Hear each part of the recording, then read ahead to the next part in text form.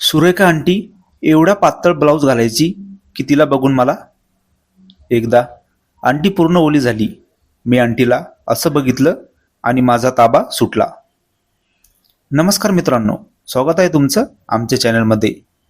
तुम्ही जर अजून आमचं चॅनल सबस्क्राईब केलं नसेल तर प्लीज चॅनलला सबस्क्राईब नक्की करा.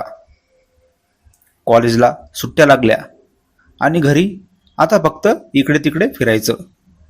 बाकी सर्व मित्र दिवसभर फिरायला जात होते, पण मी एकटा दिवसभर घरी असायचो, माझ्या जवळच्या आंटीच्या घरी. माझं नाव मोहन.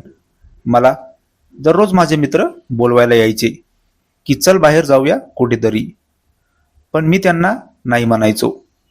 काहीतरी बहाणा सांगायचो. जेवण वगैरे करून मी सरळ सुरेखा आंटीच्या घरी जाऊन बसायचो. सुरेखा आंटी आमच्या शेजारीच राहत होती. सुरेखा आंटीचा नवरा किराणा दुकानदार होता. तो दिवसभर दुकानात असायचा. घरी सुरेखा आंटी एकटीच असायची. सुरेखा आंटीच्या लग्नाला 7-8 वर्षे झाली होती, तरी त्यांना अजून मूलबाळ नव्हतं. आंटी दिसायला तर खूप भारी होती. माझं आंटीच्या घरी जाण्याचं कारण म्हणजे मी आंटीला असं बघायचो, माझी नजर भलतीकडेच असायची. सुरेखा आंटी एवढा पातळ ब्लाऊज घालायची, मी फक्त आंटीला दिवसभर बघत बसायचो. आंटी पण माझ्यासोबत दिवसभर बोलत बसायची. आंटीला अजून हे समजलं नव्हतं की मी त्यांच्यासोबत का असतो, माझी नजर कुठे असते. एकदा सकाळीच आंटीच्या घरी गेलो. आंटी बाथरूममध्ये कपडे वगैरे धुत होती आणि अचानक बाथरूममधला नळ निघाला. आंटी पूर्ण ओली झाली होती. मी लवकर जाऊन नळ बंद केला आणि जेव्हा माझी नजर आंटीकडे गेली तेव्हा आंटी पूर्ण ओली झाली होती.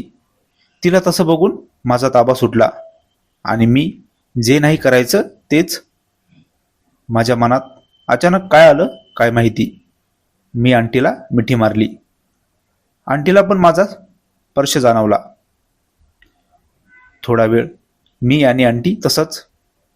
नंतर आंटी मला म्हणाली, मोहन काय झालं, तू मला अशी मिठी का मारली. मी स्वतःला आवरले. माझ्या मनात भीती निर्माण झाली आणि लगेच मी तिथून निघून आलो. 2 दिवस तर मी आंटीकडे गेलोच नाही. नंतर आंटी माझ्या घरी आली आणि मला म्हणाली, मोहन तू का आला नाही, मी वाट बघितली तुझी. मला थोडं काम आहे तुझ्यासोबत, चल बरं एकदा घरी. आंटीने मला घरी नेले आणि मी विचार पण केला नाही असं घडलं. घरी गेल्यावर आंटीने मला मिठी मारली आणि नंतर ते सर्व. आंटीने माझ्या मनात काय असायचं रोज पण ते ओळखून घेतलं होतं. ही कथा पूर्णपणे काल्पनिक असून वास्तविक जीवनाशी काहीही संबंध नाही. ही कथा फक्त मनोरंजनासाठी आहे. मित्रांनो, कथा आवडल्यास चॅनलला सबस्क्राईब करा. धन्यवाद.